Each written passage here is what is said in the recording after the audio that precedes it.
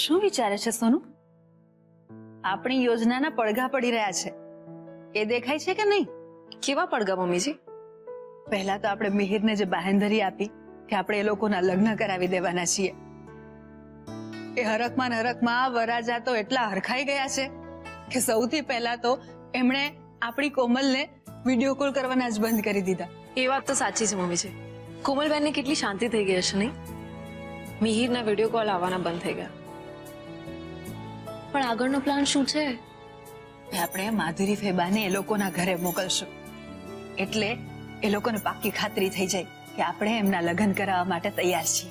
કારણ કે કદાચ હું કે આરવ અમારા બેમાંથી કોઈ એક જાત ને તો એ લોકોને એવું લાગત કે આ લગ્ન પાછળ કદાચ આપણું કોઈ કાવતરું છે. સાચી વાત છે મમ્મીજી. આપણામાંથી કોઈક જાત તો ચોક્કસ એ લોકો અલર્ટ થઈ જાત. સોનુ, હવે છે ને તું માધુરી બેનને કોઈ વાતનું ઓછું ન આવવા દેતી.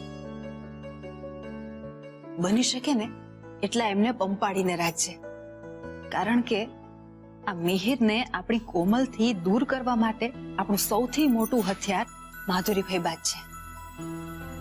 વિચારો આપણા હશે જેને અમલમાં માધુરી બેન મૂકશે. મમ્મીજી, હું સમજી ગઈ. દુશ્મનને હરાવવા માટે દુશ્મનના મિત્ર સાથે દોસ્તી કરવી જ પડે. પણ મમ્મીજી, મને એ નથી સમજાઈ રહ્યું કે હા માધુરી ફોઈએ આવું કેમ કર્યું? કોમલબેનને લગ્ન કરવા માટે પ્રોત્સાહન આપવાનું કોઈ ખાસ કારણ? સોનું, બની શકે કે મેં એમને એમનું લગ્ન જીવન ન તોડવા સમજાવ્યા, તારું અપમાન ન કરવાની સલાહ આપી. આ બધી બાબતોને ધ્યાનમાં રાખીને એમને મારા પ્રત્યે અણગમો રાખ્યો અને બધો જણે કોમલ પર ઉતાર્યો અને આપણી કોમલને ચડાવી. પણ સોનું, મને નવાઈ એક વાતની જ લાગે છે. માન્યું કે આપણી કોમલ થોડી જિદ્દી છે, પણ કોમલ સમજુ પણ છે.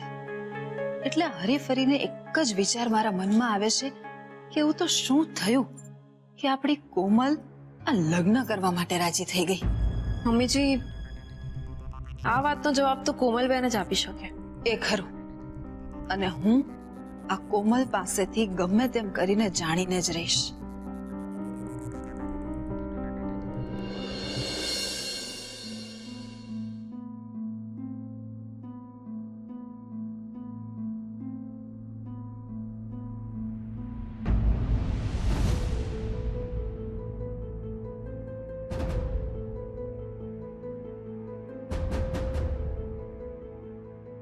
શું હાલત કરી નાખી છે પેલા છોકરાએ મારી કોમલની.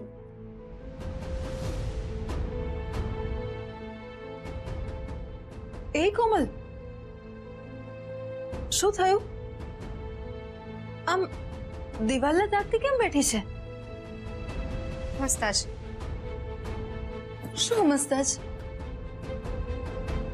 આજકાલ મેં જોયું છે કે તું આ લેપટોપ કે મોબાઈલમાં પેલું ચેટિંગ નથી કરતી, નિયા કે બીજી કોઈ બેનપણીઓને મળવા નથી જતી. ખબર નહીં મમ્મા, મને બહાર જવાનો બહુ જ કંટાળો આવે છે. એમ ઘરમાં બેઠા બેઠા કંટાળો જ આવે ને બેટા. એક કામ કરીએ, આપણે તારા લગ્નની ખરીદી શરૂ કરી દઈએ, એટલે બહાર પણ નીકળાશે અને તને કંટાળો પણ નહીં આવે. ઓકે, કાલે જશું. એ કોમલ, બીજું બધું તો સમજ્યા, પણ આ વખતે આપણે તારા લગ્નનું પાનેતર છે ને એ થોડું મોંઘું લેશું. પહેલા જે પહેર્યું હતું ને એ મને બહુ ગમ્યું નહોતું. ક્યાંથી ઉપાડી લાવી હતી તું એ? કારણ કે મારા હિસાબે તારી પસંદગીનું તો નહોતું. એ હું નથી લાવી, મિહિર લાવ્યો હતો. તારે પહેરવું હતું તો તારે સાથે જવું જોઈતું હતું ને બેટા. તો બંધ હતી રૂમમાં, પછી હું કેવી રીતે જાઉં? રૂમમાં બંધ હતી એટલે એણે તને પૂરી દીધી હતી એમ? ના, હવે મને પૂરીને નતો ગયો. એકચ્યુઅલી અમે જે ફાર્મ હાઉસ પર ગયા હતા ત્યાંની આજુબાજુની વસ્તી થોડી ઓછી છે, ઉપરથી અજાણ્યા આવીને પંચાયત ન કરે, એટલે મારી સેફટી માટે જમવાનું લેવા ગયો ત્યારે રૂમ બહારથી બંધ કરીને ગયો હતો. મિહિર પણ કમાલ કરે છે. પહેલા જમવાનું જરૂરી હતું કે લગ્ન કરવાનું? મમ્મા, અમે લોકો જ્યારે અહીંયાથી નીકળ્યા ત્યારે અમારું લગ્ન કરવાનું નક્કી થોડી હતું. મતલબ કોમલ ઘરેથી નીકળી ત્યારે લગ્ન કરવાનું નક્કી જ નહોતું. કોમલને મળ્યા પછી મિહિરે એને મજબૂર કરી હશે. લગ્ન કરવાનું નક્કી નહોતું તો પછી અચાનક એવું તો શું ભૂત પડ્યું કે આમ એકાએક લગ્ન કરી લીધા? મમ્માને લગ્નનું સાચું કારણ તો નહીં જ કહેવાય. મમ્મા જવા દે ને બધી વાત. લગ્ન થઈ ગયા તો થઈ ગયા. તું કહે છે તો જવા દઈએ, પણ આ તો મને એ દિવસના તારા કપડાં જોઈને નવાઈ લાગી કે કોમલની પસંદગી આટલી ખરાબ તો ના જ હોઈ શકે, એટલે તને પૂછ્યું. કમ ઓન મમ્મા, મિહિરને થોડી આ બધા કપડામાં ખબર પડે કે શું સારું લાગે અને શું સારું ન લાગે. હા એ પણ છે. કોમલ, મને એક વાત નથી સમજાતી કે તમે લોકોએ આમ અચાનક લગ્ન કરવાનું નક્કી કર્યું તો અમને એકવાર પણ ફોન કેમ ના કર્યો અને એકાએક એમ કેમ ધારી લીધું કે અમે તમને ના જ પાડશું? કદાચ અમને ફોન કર્યો હોત એક તો અમે બધી વસ્તુઓ લઈને આવી જાત ને. પણ ક્યાંથી કરું ફોન? મારો ફોન મારી પાસે નહોતો. લે, તારો ફોન તારી પાસે નહોતો તો પછી કોની પાસે હતો? મારો ફોન ખોવાઈ ગયો હતો મમ્મા. ખોવાઈ નહીં ગયો હોય કોમલ, નક્કી પેલા મિહિરે લઈ લીધો હશે. એનો મતલબ ઘરેથી નીકળ્યા પછી તને બહુ તકલીફ પડી ને બેટા? તારો ફોન ખોવાઈ ગયો, તો રૂમમાં બંધ થઈ ગઈ. પણ કોમલ, તને નથી લાગતું કે આટલા બધા યોગાનો યોગ એક સાથે કેવી રીતે થઈ શકે?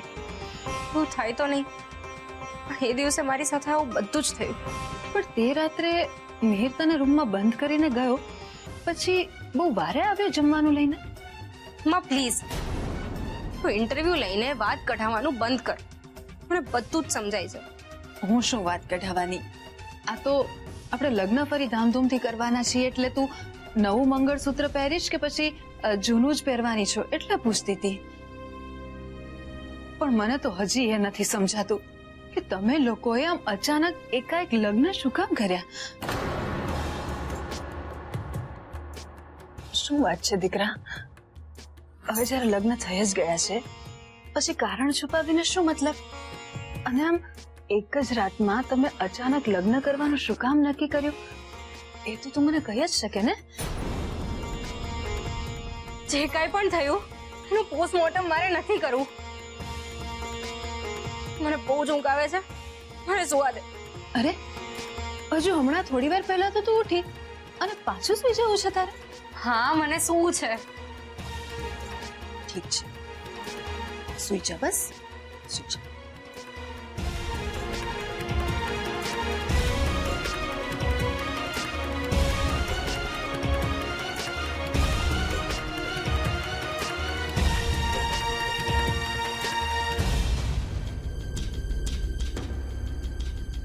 તું ભલે બોલી નહીં બેટા, પણ મિહિરે તને મજબૂર કરીને આ લગ્ન કર્યા છે.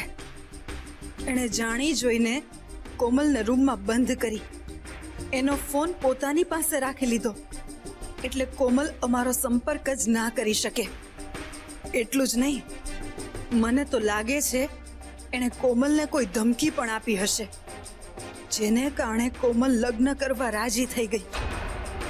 એટલે હવે કોઈ પણ રીતે મારે એ કારણ ગોતવું જ રહ્યું જેથી કોમલને આ મિહિરથી બચાવી શકું.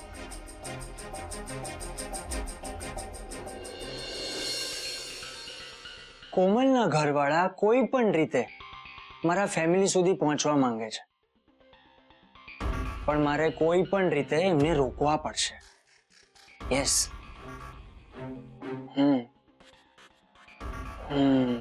મને તો એ નથી સમજાતું કે કોમલના મોમ ડેડ જે મારું મોડું સુદ્ધા જોવા માટે તૈયાર નહોતા, એ મારા અને કોમલના લગ્ન કરાવી રહ્યા છે.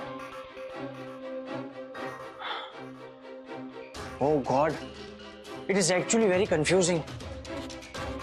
મિહિર, તું ગમે તેટલું વિચાર, પણ આનો જવાબ તો તને નહીં જ મળશે. પણ આનો જવાબ તને એક જ વ્યક્તિ આપી શકશે, અને એ છે કોમલ. યસ, એ છે કોમલ. એટલે મિહિર, તારે કોમલ પાસે વાત તો કઢાવી જ પડશે.